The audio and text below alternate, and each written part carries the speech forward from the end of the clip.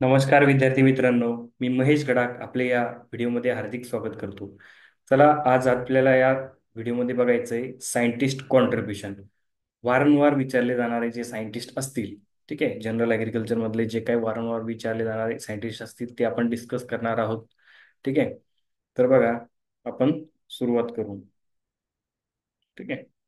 बघा, पहिले सायंटिस्ट आहे Peter डेक्रिसेन्झी. Peter डेक्रिसेन्झी.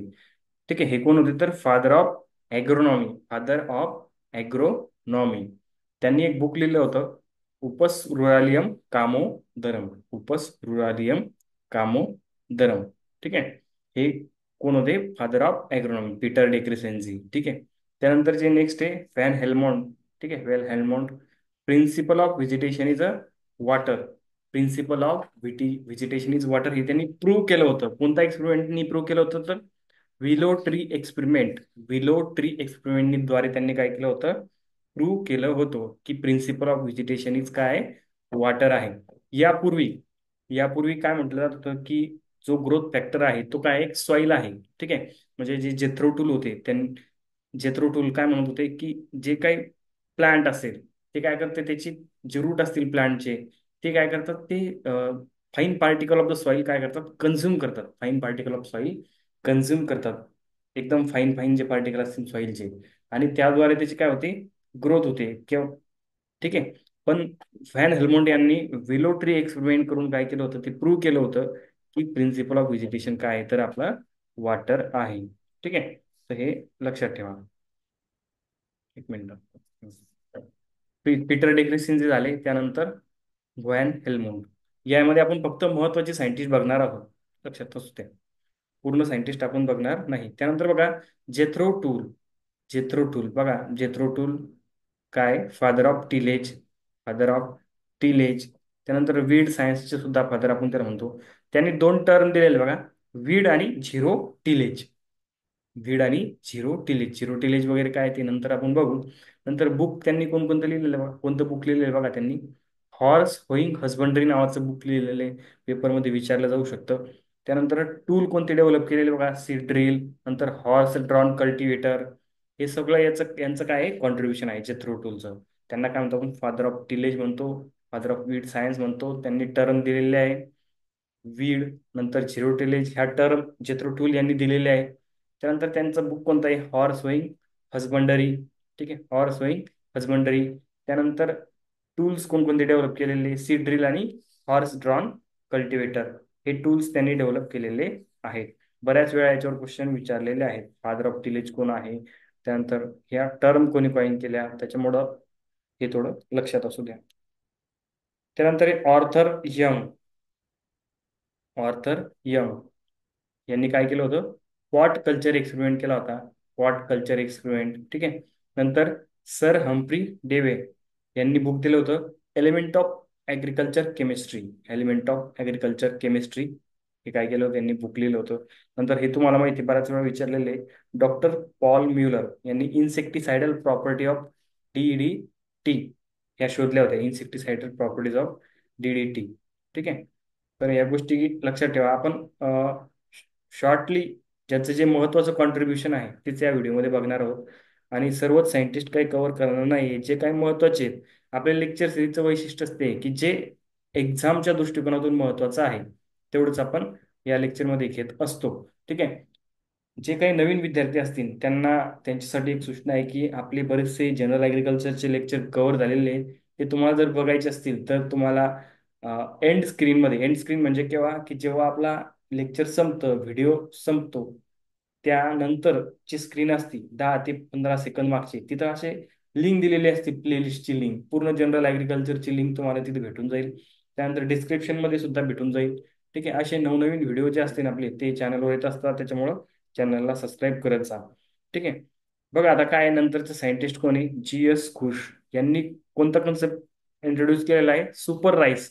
Super rice is related to, असा क्वेश्चन विचारला जातो. GS घोष. नंतर Yuan Longping is related to hybrid rice. ठीक आहे. Then Ingo Potrykus related to the golden rice. ठीक आहे. S Nagarajan related to the super wheat. ठीक आहे. Then Donald is related to the crop ideotype and harvest index. ठीक आहे. बघा परत बघा महत्वाचं आहे. GS push push introduce the concept of super rice. Then Yon Longping related to hybrid rice. Ingopotricus introduce golden rice. S. Nagarajan introduce super wheat. नंतर Donald crop type and harvest index महत्वाचे आहेत. बऱ्याच वेळा या ही जी slide आहे ही तर खूपच महत्वाची. तसं सर्वच जे महत्वाचे सायंटिस्ट आपण कव्हर करणार आहोत. ठीक आहे. म्हणजे सगळेच जे आहेत ते महत्वाचेच आहे, पण ही स्लाइड जरा जास्तच महत्वाची आहे. ह्याच्यावर क्वेश्चन तुम्हाला दिसतील बऱ्याच पेपरमध्ये. त्यानंतर बघा डॉक्टर एस एस बेन. डॉक्टर एस एस बेन्स काय क्रॉपिंग सिस्टीम ही कन्सेप्ट दिलेली आहे. त्यानंतर निकोलस यांनी फंक्शनल न्यूट्रिएंट ही कन्सेप्ट दिलेली आहे. निकोलस यांनी कोणती कन्सेप्ट दिलेली आहे? Functional nutrient. त्यानंतर Arnon and Stout essentiality of the nutrient. Essentially criteria of essentiality आपण म्हणून त्याला 3 क्रायटेरिया दिलेले आहेत अर्नॉन अँड स्टाउटनी. ठीक आहे. नंतर यांनीच काय केलं होतं? 16 इसेन्शियल एलिमेंट दिले होते. ठीक आहे. 16 इसेन्शियल एलिमेंट दिले होते. ठीक आहे. त्यानंतर 17वा एलिमेंट होता झिंक. असे टोटल आता किती आहे? 17 एलिमेंट इसेन्शियल आहे. Sorry nickel. Sorry nickel. Nickel हा 17वा इसेन्शियल एलिमेंट आता इंट्रोड्यूस झालेला आहे किंवा त्याचा शोध लागलेला आहे. ठीक आहे. त्याच्याबद्दल आपण सांगू शकतो की कोणकोणते एलिमेंट बघा. 3 प्रकारचे एलिमेंट असतात. बेसिक. एक मिनिट इथं कव्हर करू आपण पूर्ण ते. तसं तर ते आपण नंतर सुद्धा घेऊ शकतो, पण इथं आलेलं आहे बघा. बेसिक एलिमेंट असतात. बेसिक ते आपण म्हणतो CHO. हे काय बेसिक एलिमेंट आहे. ठीक आहे. त्याच्यानंतर बघा मेजर एलिमेंट आहे. एक मिनिट. त्यानंतर आहे बेसिक, नंतर आहे major element. Major major element याच्यामध्ये प्रायमरी असतात आणि सेकंडरी. प्रायमरी आणि सेकंडरी. मेजरमध्ये 2 प्रकार आहे, प्रायमरी आणि सेकंडरी. प्रायमरी मध्ये येतात NPK आणि सेकंडरी मध्ये येतात CAMG आणि यस. बघा बेसिक झाले कार्बन, हायड्रोजन, ऑक्सिजन, CHO. त्यानंतर मेजर एलिमेंट असतात. त्याच्यामध्ये 2 प्रकार आहे, प्रायमरी आणि सेकंडरी. पी आणि एस लिहिलंय मी. प्रायमरीचा पी लिहिला आणि सेकंडरीचा यस लिहिला. प्रायमरीमध्ये NPK आणि सेकंडरीमध्ये यस आहे CAMG. बघा सेकंडरीमध्ये कोणकोणते CAMG असे एलिमेंट आहे. बघा हे किती झाले? 3 आणि हे झाले 6 झाले 9. टोटल किती सांगितले मी तुम्हाला? 17 सांगितले. ठीक आहे. आता बघा उरलेले किती राहिले? 8 राहिले. उरले किती आता? 8. आता ते एलिमेंट बघा कोणते आहेत. तर ते येतात मायनर मध्ये येतात. ते मायनर हे झाले आता. बेसिक झाले, मेजर झाले. ठीक आहे. आता मायनर बघा कोणते आहेत. कोणते 8 एलिमेंट मायनर आहे. असे टोटल 17 एलिमेंट जे आहेत ते की इसेन्शियल एलिमेंट आहे. ठीक आहे. आता मायनर एलिमेंट कोणकोणते आहेत ते बघा. FeMnZnCuBMO नंतर NiCl. बघा FeMnZnCuBMO NiCl असे हे 8 एलिमेंट जे आहेत ते काय मायनर आहेत. म्हणजे जे की आपले बेसिक आहेत ते 3 आहे. नंतर मेजर मेजर किती आहेत तर किती बघा मेजर NPK CAMG 6 मेजर आहेत. ठीक आहे. नंतर 8 मायनर आहेत. ठीक आहे. 8 आणि 7 14, 14 आणि 3 17 असे 17 एलिमेंट जे आहेत ते काय आहे इसेन्शियल आहेत.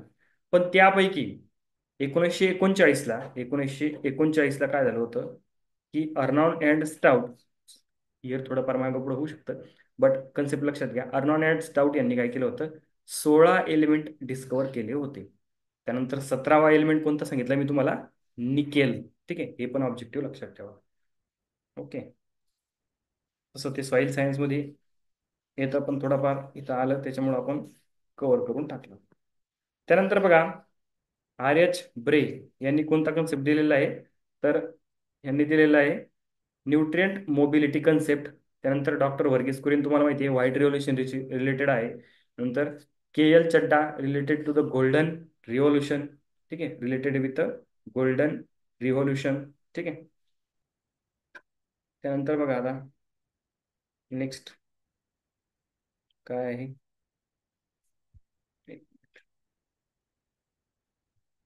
ओके, आय थिंक कव्हर झाले सगळे. हां, ओके. त्यानंतर आहे सीडी माई. सीडी माई हे कशी रिलेटेड आहे. BT cotton in India, father of BT cotton in India. इंडियामध्ये बीटी कॉटन इंट्रोड्यूस करण्याचं काम यांनी केलेलं आहे, डॉक्टर सी डी माई. त्यानंतर व्हॅटसन लिप एरिया इंडेक्स रिलेटेड आहे. नंतर गार्डनर अँड अलार्ड फोटो पिरियडिझम. नंतर एफ डब्ल्यू वेंट थर्मोपिरियडिझम. आणि लायसेन्को रिलेटेड टू द व्हर्नलायझेशन. हे सगळे तुमचे काय सायंटिस्ट आहेत, तर ते तुम्हाला वारंवार पेपरमध्ये विचारले जातात. ठीक आहे. ओके, कव्हर झालेलं आहे आपलं. बघा, परत एकदा नवीन विद्यार्थी जे असतील त्यांना सांगतो की बरेचसे लेक्चर आपले जनरल ॲग्रिकल्चरचे कव्हर झालेले आहे. आणि दररोज संध्याकाळी 5:30 वाजता, शार्प 5:30 वाजता हे लेक्चर तुम्हाला ॲज अ प्रीमियर म्हणून दिसतं. ठीक आहे. तर त्या ठिकाणी तुम्ही ते अटेंड करा. आणि नंतरही तुम्हाला ते रेकॉर्डेड फॉर्मॅटमध्ये राहतं, पण रेग्युलर लेक्चर जेव्हाचे तेव्हा कव्हर केले तर ते कव्हर होतील, नाहीतर ते तसेच पेंडिंग पडतात. नंतर आपल्याला जीवर सुद्धा येतं बघायचं. पण बघा, लेक्चर बघत असताना तुम्हाला एक सूचना आहे की ह्याचे स्लाईड असतात त्या नोट डाऊन करत चालायचा. थोडा स्पीड कमी करायचा किंवा स्टॉप करायचं लेक्चर आणि त्या स्लाईड नोट डाऊन करा. ठीक आहे. तुम्हाला जर डायरेक्टली पीपीटी तुम्हाला जर पीडीएफ मध्ये दिली तर तुम्ही ती व्यवस्थित वाचत नाही. तुम्ही काय करा, तुम्ही स्वतः ते लिहून घ्या. तुमच्या नोटबुक, एक स्पेशल नोटबुक करा वाटलं असतं त्याला. आणि जेवढे काय आपले लेक्चर होतील तेवढे स्वतः नोट डाऊन करा. स्वतः तुमच्या हाताखालून गेल्यानंतर ते जास्त लक्षात राहतं. आता हे काय इझिली तुम्ही काय करणार, फक्त स्क्रीनशॉट वगैरे करणार, त्याची पीडीएफ बनवणार. त्यापेक्षा तुम्ही स्वतः जर लिहिलं तर ते जास्त महत्वाचं आहे किंवा तुमच्या जास्त लक्षात राहील. मला काही प्रॉब्लेम नाही पीडीएफ प्रोव्हाइड करण्याचा, पण त्याचा उद्देश काय आहे की तुमच्या हाताखालून ते गेलं पाहिजे. आता आपली लिहिण्याची सवय थोडी कमी झालेली आहे. ठीक आहे. तर त्याच्यामुळे ते जास्तीत जास्त लिहा, वाचा आणि परत परत लेक्चर बघा. आणि तुमचे जे मित्रमैत्रिणी असतील की ज्यांना या ऍक्टिव्हिटी बद्दल माहिती नाहीये, तर त्यांना हे लेक्चर शेअर करा. तुमच्या कॉलेजचे विद्यार्थी असतील, मित्र असतील, मैत्रिणी असतील, इतर कॉलेजचे विद्यार्थी असतील, कोणीही असेल की ज्यांना हे लेक्चर जर हेल्पफुल असतील असं तुम्हाला वाटत असेल तर त्यांना शेअर करा. आणि तुम्ही सुद्धा चॅनलला सबस्क्राईब करा. ठीक आहे. थँक्यू.